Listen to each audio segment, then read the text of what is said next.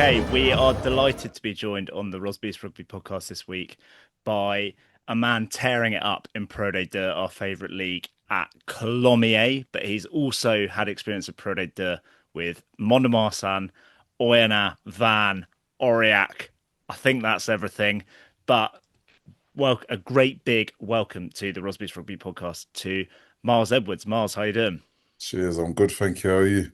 Yeah, I'm all right. I was trying to get the full list of the Pro D2 clubs. You've had your time kind of dotting around France. Really, you've kind of done the length and breadth of it almost. Yeah, literally, I've done pretty much every corner of France for the time being. I'm hoping to stay a little bit more settled now, but yeah, definitely have done a bit of traveling in my time around France.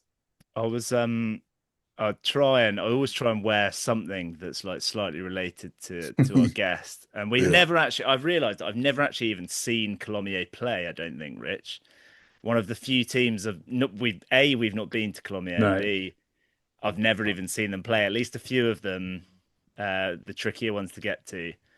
I've one of us has managed to see them away, but yeah, never somehow, which is mad because it's obviously like of all the Pro D2 grounds, you think that'd be the easiest one to get to to, get yeah. game time at. But I have got a La Rochelle t-shirt on Lara because I Shawshat, know you where it all started. started. Yeah, where it Yeah. all started. But let's start with Colomiers. I mean, what a season you guys having. You guys have just had a week off thanks to your brilliant final well season, I guess, but the final round away win at Colomiers to kind of secure that second place. What did you get up to on your week off? What happens on a week off when you get your bye week for the playoffs? So we actually went on camp, which was pretty tough to be fair. We went up to the mountains and we did a 3 day camp up there that was pretty intense. I think just trying to get like keeping the legs moving but it was really good. I think it was definitely what we needed. We couldn't have just sat around and done nothing because I think we'd have got a bit too relaxed. So they made sure to keep the pressure on, and yeah, no, it's been really good. And I think because we've got such a young team, all the boys are really competing for their spots, and like so the week was really competitive, and like yeah, it was really good. I think we had a great week off. I think the boys are feeling fresh, even though we had such an intense week. But yeah, now we're feeling good and ready to go. So you're playing there. You're not doing. It's not like preseason treks and team building No, it stuff. You're was actually doing training, but just kind of a different location, just to mix yeah, it it up. was different location and a bit of a different day because obviously when you're staying there and eating there, you can kind of spread the day out a little bit better. So we were kind of just doing what we would normally do where we finish at about 3, we split it throughout the day, and then it just gave the time for the boys to rest in the afternoon, and we're back on the field, and we got like a little bit more contacting, a little bit more of the niggly stuff that we I feel like you don't really get to do during such a short week, but with the week off, it gave the body a good time to rest, and everyone's back on form now.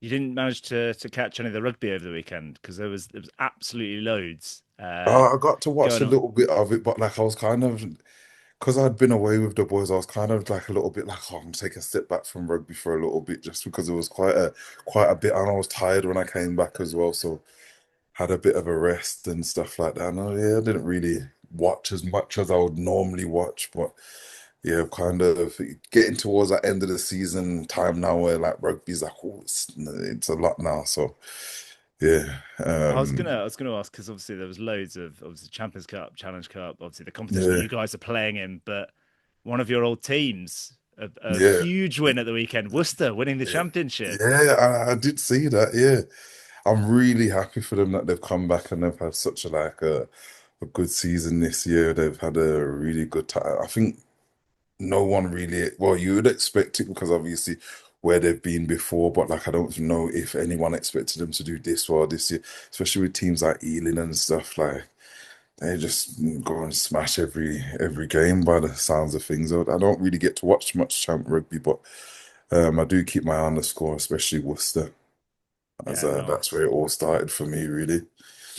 Well, let's kind of go into the season. You kind of touched on quite a young squad that you mentioned Yeah, there with the Colomiers, really and young just squad, yeah. you guys have had a fantastic season, or kind of actually, if you stretch it back, kind of a fantastic 18 months. The kind of back end of last season before you Yeah, joined was they were absolutely flying. And kind of, I Yeah. think, Rich, I don't know if you can remember the questions from our Christmas quiz, but I think Colomiers scored more points in Pro D2 in the last in 2025 in the than calendar in the year. calendar year, yeah, than anyone else. Yeah. Um, but so kind of talk us through what you think the club is doing right, I guess. Like what was what were your initial impressions, I guess. Let's go from that. Kind of Mont-de-Marsan, you moved over the summer and kind of Mont-de-Marsan at the moment scrapping down the lower end of the league and kind of Yeah. moving to a team that's doing things really, really well and not a Mm. huge budget either. So like what was Yeah. your kind of first impressions when you first moved to Colomiers to kind of this is really great. I think when I first got here, I was kind of a bit shocked on how young all the boys were, and I was thinking, oh, not much experience and stuff like that. And then as time went on, I realized that we have such a young team, but we have such the coach matches that young team. He's like quite young himself. He's not like an old head that's like kind of really old school with everything. And he kind of knew how to get the boys in the right places. And he was very honest with everyone. He was like, oh, um, I'll be honest with you from the get-go. This is what I want, and like, if you're not following this dream that I want, like, I don't think you're gonna play much here. And I think all the boys were just like, okay, then cool. I like the confidence. Let's go for it. And I think we worked really hard in preseason, getting fit and like getting to know each other. We did a lot of stuff together, and I think just the team bond initially, like the first camp we went on, they allowed us to just be us instead of it being like a thing where you go on like an army camp and you're kind of like in this routine of doing all this like army stuff, everyone hating the world and stuff like that. We just literally were there with a group, like as a group of friends, just playing a bit of rugby on camp, and I think that and for the first week was a great way for us to kind of just gel as a team, which then's carried on through the first half of the season. I think there's not a single bit of bad blood in the changing room. No one's really someone can start over someone. No one's really like got that ego in the changing room, and I think that's really good for us. I don't think anyone's kind of um put a downer on the season, like, even if they haven't played much. Like even the injured boys, they're like so supportive of the boys that are playing. Like I've been at teams where it's kind of been the boys that are injured that don't really care, to be honest, if they're not playing, kind of thing. But like here it's really, I think we've got a real solid group, and I think the injured boys being in at the same time as us, everyone's just like in the same environment and we're all in the same boat. So I think it's probably that's made us so like good on the field. I don't think we're the biggest team. We're not the strongest team either. We're not the most experienced team, but I think our bond kind of fixes all the problems that we don't have. And yeah, it's been a really, really shocking kind of experience because I came in thinking, oh, it's gonna be a tough year with these young boys, but honestly, it's kind of made me up my game and made sure that I've got to be on my toes a little bit more. It takes that little bit of a edge off everything, like just having knowing now that I can trust all of them, and like I think everyone's got that trust within each other, and I think that's really helped us to get as far as we have so Well, That far. oh, go on, Rich. I'm just going to ask one of the, and so I might be jumping ahead of you here, Rob, but one of the, you speak about that kind of like togetherness of the squad. One of the things we've spoken to so many English guys in particular about is their shock at the attitude to away fixtures. And Yeah. sometimes the different teams being sent. Colomier's away record this year has been absolutely remarkable. I think Mm. it's the joint most away wins in the league. Didn't seem to matter what team being sent, just churning out results. Yeah. What's been the sort of driver behind that? Because it feels like the sort of thing, regardless of anyone or everyone's great intentions in other sides, they just that kind of cliche persists, and you guys have completely blown that apart this year. Yeah, I think it's just that that togetherness that I was talking about. It's like we can get on a bus, and sometimes I feel more confident in us away. And I don't know what it is. There's just a feeling on the bus, like I know the boys like to turn up away, and we like honestly like I've played games and I've like the game against Aix-en-Provence when we went to Aix and beat them there. I just had the feeling that this was going to be a good game. I didn't know if we were going to win, but I just knew we had that confidence. And like I think, obviously, the coach doesn't really, he won't say, okay, then we're going to Aix-en-Provence, they're third. We're gonna send like a completely different team. They'll switch up a few boys, but the boys that have played already this season, so they've still got confidence. And I think what I've noticed in other teams, obviously being young and being an espoir. I got sent to a lot of them away trips. Like when you're in Aurillac, and one of my first games, I got sent to Perpignan, and I was like, oh, like it was a group of Espoir boys that I was playing with every week, but we were playing against men now, and it was kind of like we had a bond, but we didn't have a bond on that level. And I think because all the boys have played at home, they played away. It kind of doesn't matter where you kind of put us, we're still gonna try and do our best. And I think the coach just fires it into us like doesn't matter that we're going away. We can still. We're not here to just like play the game and just get a result. Like we're here to win. And I think that winning mentality that we've had definitely is driven from him. Like there's no doubt about that. And I think all his staff support him very well with that as well. They never. I've even been at teams where when you're doing like you're preparing for the week and you're sending a bit of a bomb squad that I feel like the coaches don't really like the lineouts are not as like clinical. They're not everything's not the same. But here I feel like every week where we are going, like everything is down to a T perfect. And I think that's one of the major things that I've noticed here that they really are trying to, regardless home away, trying to get the win. And I really enjoy that because obviously coming from like being English and like it doesn't really matter in England whether you're going home away, like abroad anyway, like you still want to try and go and win. Coming over here and seeing that, it was kind of a bit of a big shock, but coming to Colombia has kind of brought me back to like that English style of rugby where going here to win, boys, regardless if it's away or they're first in the league and doesn't matter about the result, we'll still go again. Yeah, I think from speaking to other guys, it's quite often the English lads and the maybe some of the other non-GIFs that get sent out on the away games Yeah. because the French guys are still kind of slightly wedded to that Mm, being that extra 10% at home and yeah. not really bothering away. I kind of wanted to. It's interesting you kind of talk about almost an English mentality. There's a little bit of a characterization, and please tell me if this is utter bollocks. But there's a little bit of a characterization that Colomiers are kind of sculpting themselves in the image of the kind of big brother, as it were, down the road, and kind of a little bit of a mini Toulouse type thing. Mm.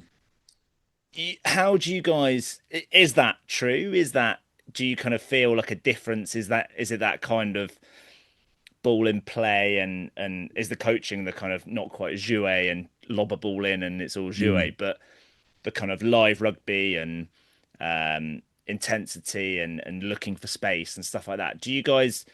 Is there anything spoken about it in the squad, or is it just do you sense that Um, there's an element of like Toulouse-esque style? I do sense it definitely that we do kind of like a lot of our videos, like we'll be watching videos and like if they're bringing in a new lineup, a lot of the time it will be obviously showing us a few videos from Toulouse and like stuff like that. Like the top 14 videos that we do watch are Toulouse.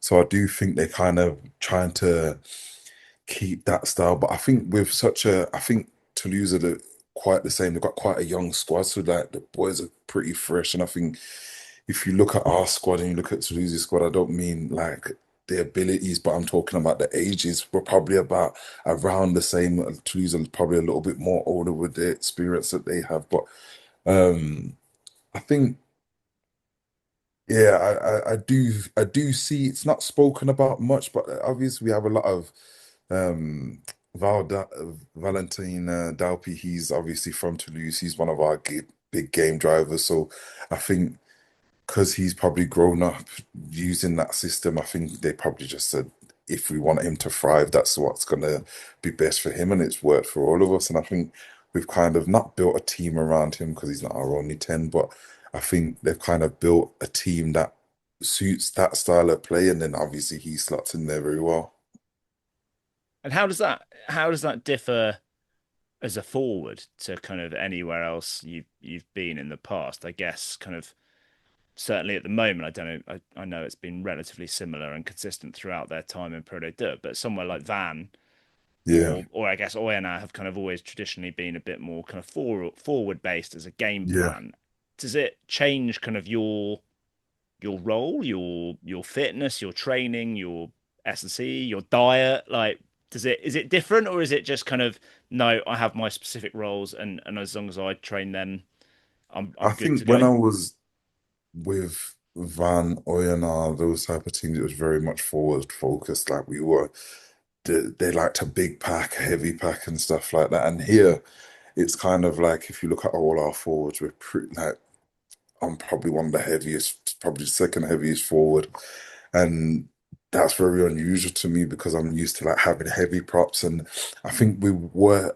What I've realized here, we like work a lot more on speed, that double effort, that like it's not where at Van I couldn't. It was like you could make one carry and then you could like be all right for a little bit and then make another carry. As long as they were like consistently like big carries, you were fine. But here it's kind of like you've always got a job to be doing. The game's so much quicker. You've got to, we try to get quick line outs. We're trying to, like, they're just playing at a bigger speed, which I think for me, obviously coming from Mon where Mon we played quick, but it was kind of through the synthetic that we played quick, not because of the style that we were playing, but I think.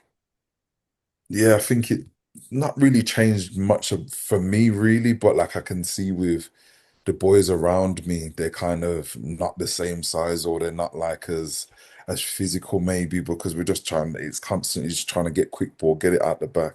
And obviously the forwards can still play. We've got incredible forwards that can like still play really good rugby, but like obviously our game is very much focused on getting the ball out to the backs and doing what's got to be done there.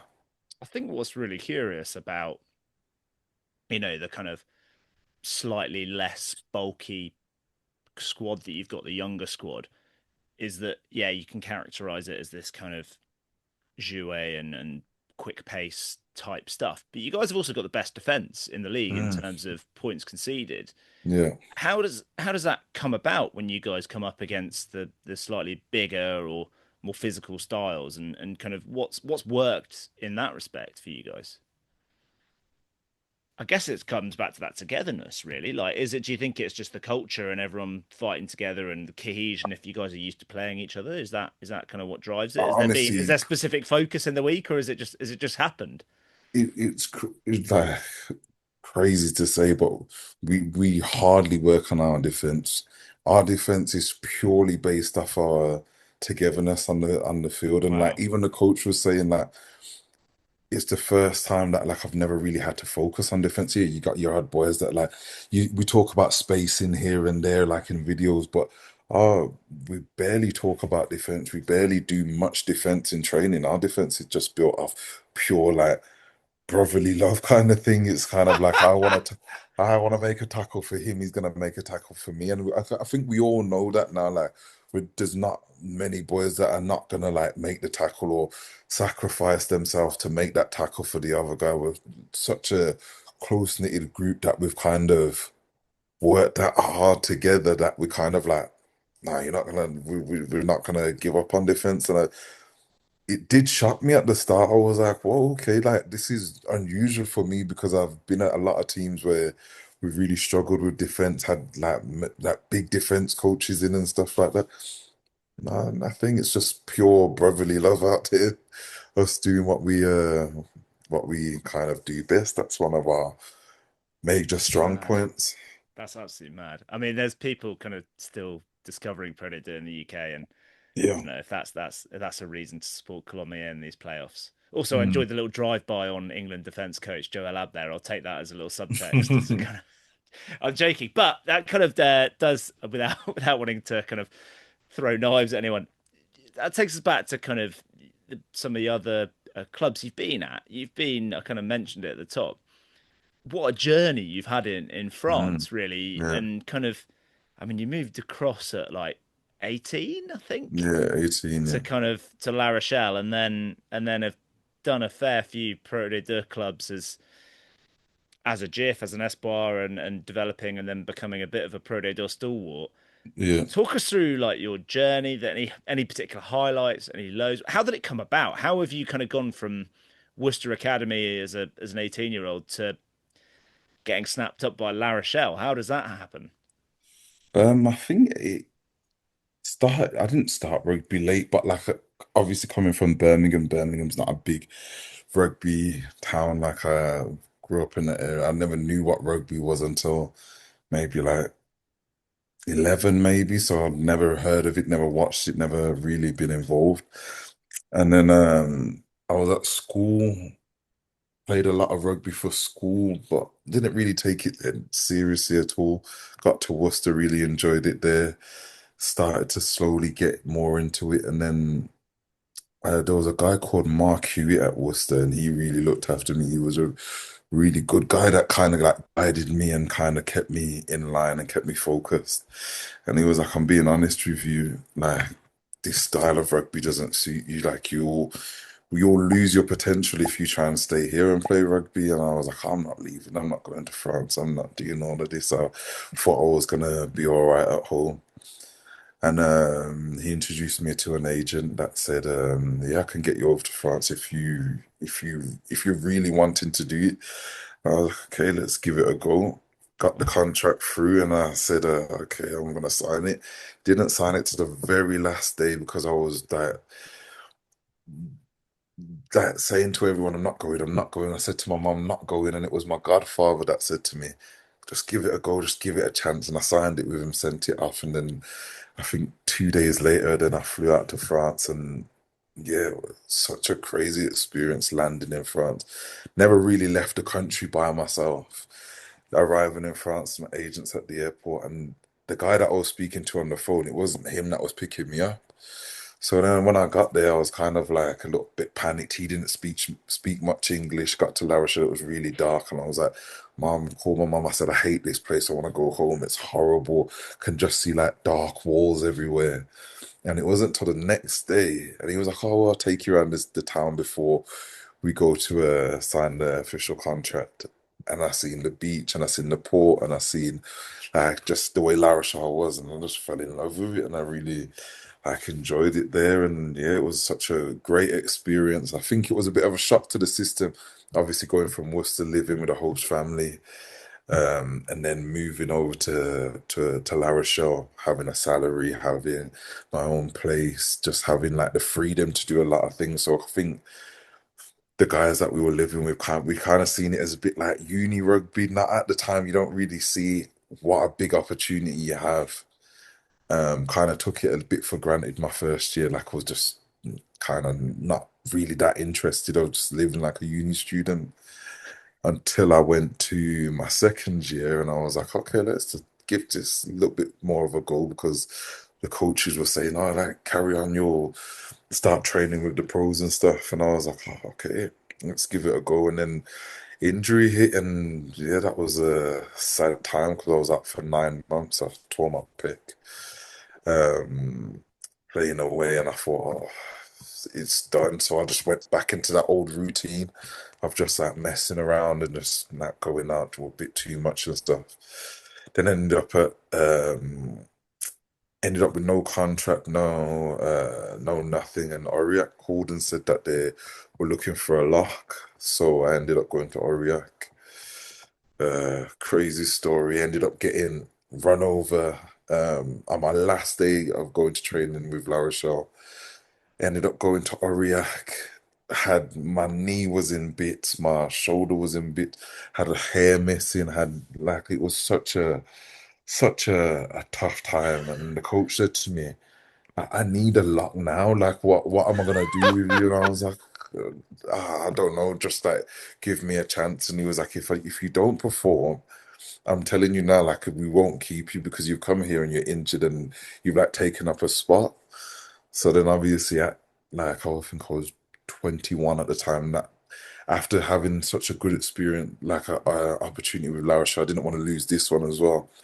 So then just really focused, locked in. I had a really good group in Oriek, a foreign young boys that were the same age as me, and we kind of all locked in together and kind of just took off from there. Started playing the odd few games with the pro and really enjoyed it. And it's strange because one of the guys here, Max Grunwy, he's a lock that played here. He was at Oriek at the time and he played five. And I remember he really pushed me to the coach to make me play because the coach was like, sometimes like, oh, I'm not gonna. I used to get like the odd 2 minutes off the bench, and I remember one of the games he didn't really hurt himself. He just wanted me to come on, and I always say it's like so grateful to him that he pushed me Wow. that hard to kind of get me into the squad and give me an opportunity. And it's strange now that I think like he's finishing his career next season, and it's kind of just like all falling into place real nice. And I'm next to him in the locker room and all that type of stuff. So it's really been a good experience, real good time I had in Oriak. And then obviously went to Oyonnax after that. Really good 2 years, had some really good friends down there. Played well. Then Joe came my second year. Really enjoyed having Joe as a coach. And then just got an opportunity to come home, and I couldn't turn it. Like I always wanted to try and come back and play in the Premiership. And obviously, Wasp was down the road from my house. It's like 20 minutes down the road from the house. And I was like, I have to take this opportunity. I spoke to Joe, and Joe was like, completely understand, like, go chase it.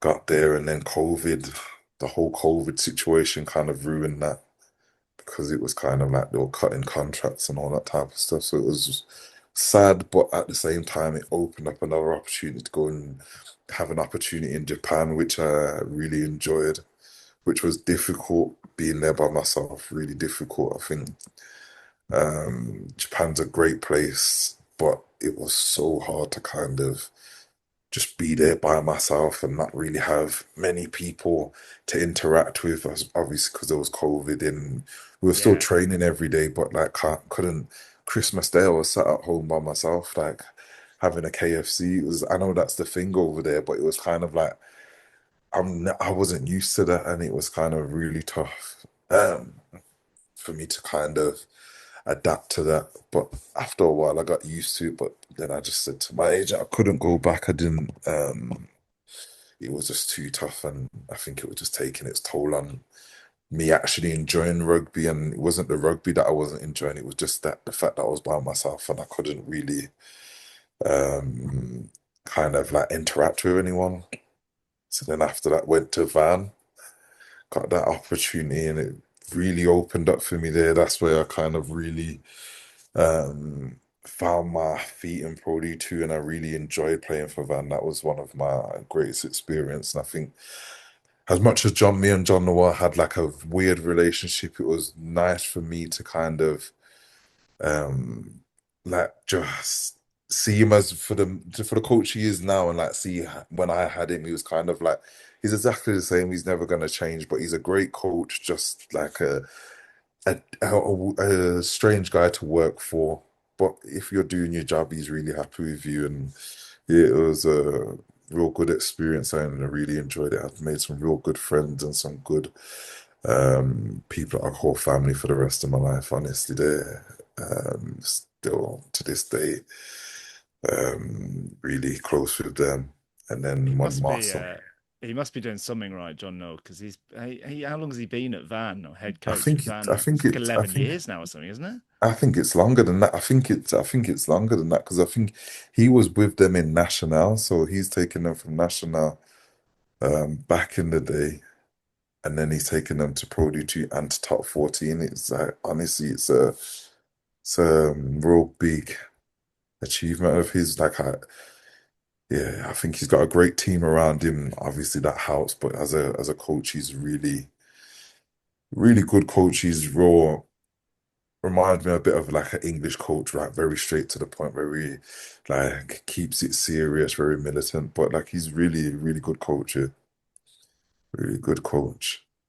Yeah. What a kind of like 10 years or so that is. And all starting with getting run over in La Rochelle or Yeah. near the start. That is Mm. absolutely insane. Was that, I won't pry too much, but was that on one of the uni style nights or was that just an Oh, unfortunate that one? was literally, I had my last day of training on the way to last day of training. It was at football. It was about 11 o'clock in the afternoon that we had to be at the club. And I lived in town at the time and I had a bike and I had like a car as well. But I said to myself, oh, you know what? I'll just take the bike today.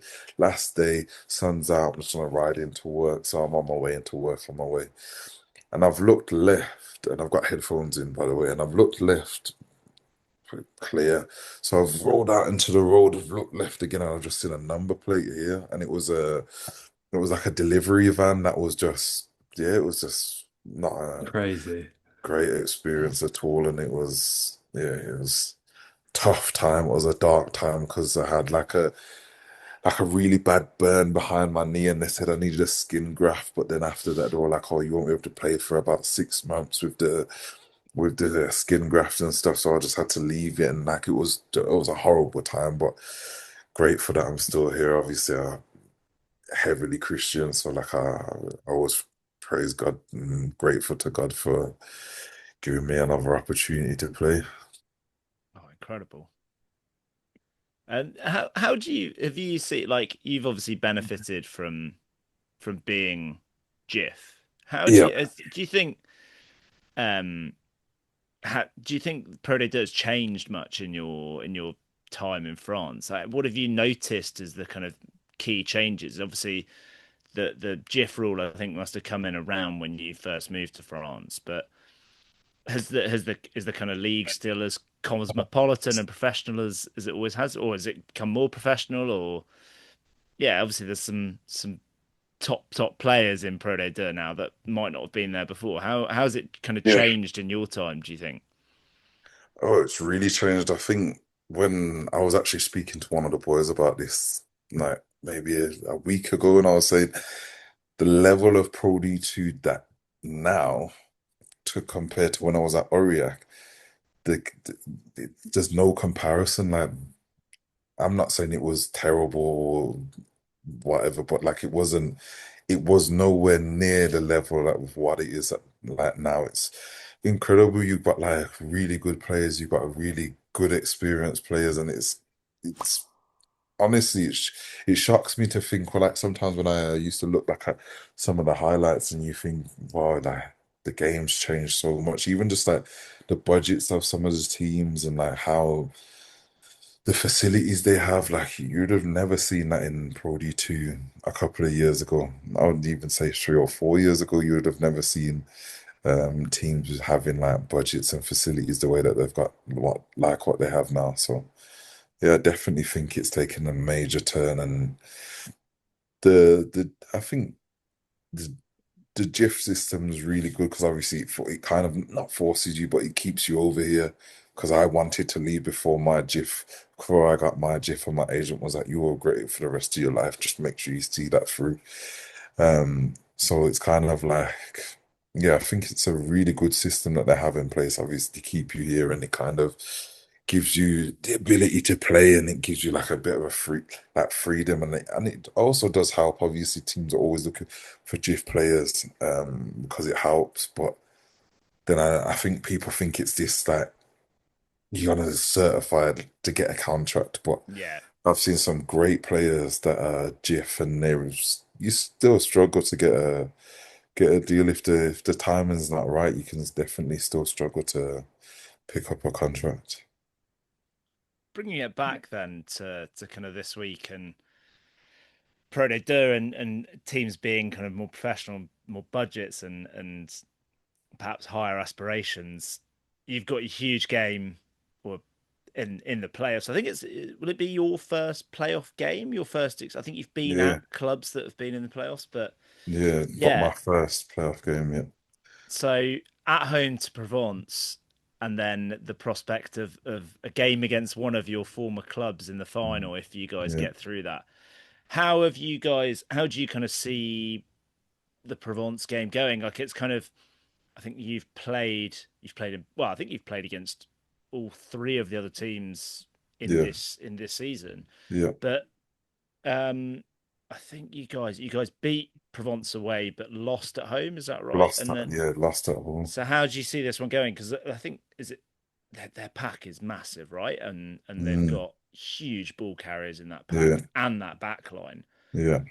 How do you kind of see them? Are there any specific matchups that you're looking for, or anything that kind of without giving everything away? I mean, I don't know how many Provence players are going to be listening to this before Friday evening, but how do you see that game going? We are confident. Obviously, we're very aware of what the team's gonna bring.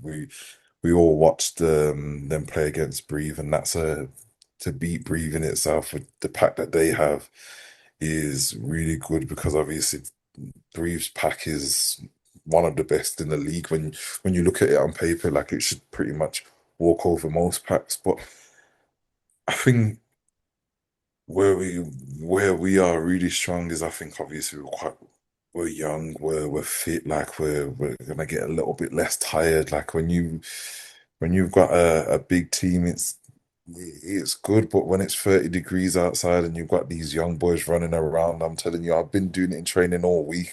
Chasing them is not easy. It's definitely not. And I think because a lot of the boys are from Colomiers and they've never had like big games and big finals. I think they're just thriving off the season that we've had and the fact of where we've got to. I'm not saying that we're confident that we're gonna win because we've had like some games at home that we definitely should have won. Van, for example, X, for example. But I think we've prepared well, so we can't do much more than what we've done. We can't prepare any better. We can't. There's nothing that I would have liked to say. Oh yeah, I would have liked to see a little bit more of that. We've honestly like done everything that we can to kind of get to this game fully confident. So yeah, I'm looking forward to it. I think that it should be a great matchup. I think they've got a really good forward pack. They've got a really good bench that comes on that as well. Like regardless of however they put it, regardless, it's great the way that they work their team. But I think we're thriving off confidence. We're thriving with we've had a rest this week. We're just full of energy. We're ready to go. And I think you can feel it in the club. You can feel it in the clubhouse. You can feel it in changing rooms. You can just feel that we're we it's one of the first times that I think we're aware that we have to perform. We're not just thinking, oh, it's a home game. Actually, majority of the times we're gonna win. Like I've seen boys train the best. The boys that are not, they know they're not playing, but they've trained the best for us to just make sure that we're all prepared. And I think once again, it's just going to be that team bond that's going to kind of make us or break us on Friday. That's going to give us that extra bit of oomph because I think there's a lot of teams in Pro D2 now as well that have these budgets, but how much does your team come together and how much can you put your all your pieces together and does the puzzle fit and does it really work? So yeah, I think there's a lot of teams out there that are working off a budget, but are you working with your putting your making sure you've got all the right pieces? Love it. Oh, well, we're gonna flip that around though. I know that you kind of mentioned the team togetherness. We want you to call out. You've mentioned the fact there are loads of young lads. We want to call out one or two guys that we should look out for. Well, it could be. It doesn't have to be a young guy, but like any unsung heroes or any kind of young superstars that you've kind of come to Colomiers this season and thought, wow, this guy's going to be amazing, or this guy's an absolute hero. I'm so glad I'm playing alongside him. Probably my one of my favorite guys in the team. Like he's literally like my brother in the team. Thomas Adelaide, the What a lock. player! Honestly, He's off to La Rochelle yeah, next year, he's isn't off he? to La Yeah. Rochelle. Yeah, he's off to La Rochelle. Honestly, an incredible player, incredible.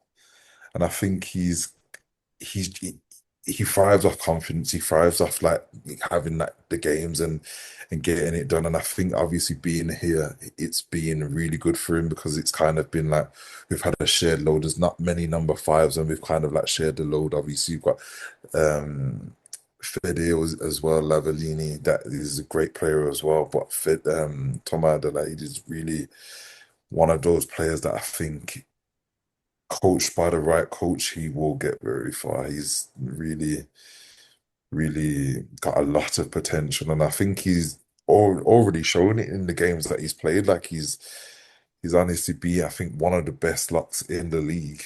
Yeah, Regardless if you put him 4 or 5, he can carry tackles, jumps well in the line out. His decision making's getting a lot better. So yeah, and I think he's really gonna thrive in a team like La Rochelle, and I think he's one of the major players to look out for. And also, I have to say, Jules Danglo, he's honestly one of the most talented number nines that I've played with personally. Like he's a great player. Obviously, they both come from Toulon in the last season, and they yeah, have a great partnership as well. They know each other really well. And but Jules is he's one of the young guys that I was like at the start of the season, "Whoa," but he's he's rapid, isn't he? full of energy. Like I remember in a preseason game, broke the line, got tackled. There was another ruck, and I've never seen this before. He got the ball from the ruck, stepped back, and took a drop goal from a ruck, and I was like, sorry, and he got it over like it was just nothing, and I was just like, you're playing video games here. That's not real life. And from there, I just knew he was one of those guys that was he's really talented. He's got good vision. He's got good speed. He puts his body on the line. Like he just reads the game really well. So I think they're two major talents that are gonna really shine um, bright over the next couple of years. Miles, we have to ask you. We were talking very briefly off air at the top of this. The other semi-final, the first semi-final, Van Oyonnax, Yeah. two sides you've played for. How do you, well, Van obviously way clear at the top, but how do you see that one panning out? I don't think it's going to be as easy as they maybe think it will be. I think obviously Oyonnax team full of experience. They got size and they're like massive. I just feel like they're a team that's kind of like just stayed at the back for a little bit and just like they're peaking at the right time. They're kind of like getting that they've got their confidence up, obviously beating Valence the way they did and then going to Van. I think they definitely could do a job if Van are not careful. I think Van will have to play some of their best rugby to kind of keep Oyonnax down because Oyonnax is one of them teams where I just think it's full. They're full of the team's full of dogs, and it's just like they don't want to stop. They're not gonna. They're not there to mess around. They're not going down there to say, "Oh yeah, we've got to the semi-finals. That's good enough for us." I know quite a few of those boys, and I know the captain Phoenix, the Batty, he's not gonna let the boys go down there, and you're just going down there for a little game of rugby. If we win, we win. Like they're going down there to do a job, and I suppose it is the semi-finals. You've worked so hard to get there, and kind of you might as well give it all you got. And once they do, I think maybe they're going to be a dark horse, and they'll be pretty dangerous. You would have played under their scrum's been amazing this season, right? And you would have Yeah, played yeah. under Vincent Devati But as I head played scrum with him. coach. Yeah, you played with him. Yeah, I played with him. Yeah, How's yeah. He would. yeah? I mean, is there Yeah. anything from your time that has kind of made the Oyonnax scrum so good, or just I, a load of youths? Size. I think that's what it is. I think obviously it was a very I've got him. sorry about that. My laptop died. Oh, no worries. We thought it might have been John Noel Spitzer trying to interfere and stop you talking about how good Oyonnax were, or kind No, of he talking beat about. the ball in my. Um, Um, Yep. Yeah, well, we'll kind of we won't keep you that much longer. I appreciate it's getting late and you've got a massive game on Friday. This might be a kind of a tough question to answer in a few words or in a couple of minutes, but we kind of always ask people their kind of favorite spots for food, for drink, for coffee, for holidays, whatever. I mean, probably or maybe focused on Toulouse and the Colomiers region a bit more, but any kind of places that come to mind as like anyone coming to France to watch the games, they've got to go there for whatever it might be. Anything that kind of comes to mind. First thing that came to mind is there's a spot down in um, Anglet near Biarritz. It's in between Biarritz and Bayeux. A place Yeah, called a Hoy. Oh, incredible spot, incredible. It's like a fresh barbecue that they have every lunchtime, and you pay. I think it's €20, and it's like fresh fish, it's fresh chicken, fresh pork, and honestly, the food is unbelievable, and everything's so fresh, and everything's just like. There was even a team. I think it was a national team, and last time I went, they were having their before match meal there, and honestly, it's an incredible place, incredible. Every time I'm down there by Biarritz, I have to take a trip down there. Probably it's cold during the winter because you know what them places are like down there. But during the summer, unbelievable spot, and it's quite quiet. Not many people know about it, so yeah, really good little spot down there. what's it called? Sorry, Ahoy, Ahoy. Okay, yeah. interesting. So I'm just looking this up now.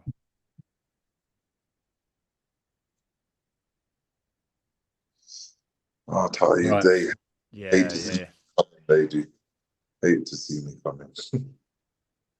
Rob is salivating at the menu as we speak. Um, Rob, anything else? Should we? No, I think let's wrap it up there. That's been well, I feel like we could have spoke for hours. Maybe you'll get you back on when you guys win Pro Day. Yeah, Um, definitely. you got a bit of a home game if you guys do get through anyway, just up Yeah, the road in that's a nice little down the road trip. yeah. So really looking forward to it. Well, Miles, thanks very much for joining us. Thank you very much for coming on the Rugby Well, podcast. thank you for having Good luck for Friday. That should be an me. Yeah, absolute belter. Cannot wait yeah. to watch that game. And hopefully, plenty of our listeners will be watching as well and looking out for you and a couple of others. But for the meantime, good luck. Enjoy Cheers. Friday night. Enjoy it. Try not to get run over before then. Definitely not. But Won't thank be you very much taking for quite training. thank you very much for coming on. And Yeah, all the cheers. best. Thanks for having me. Cheers, Miles.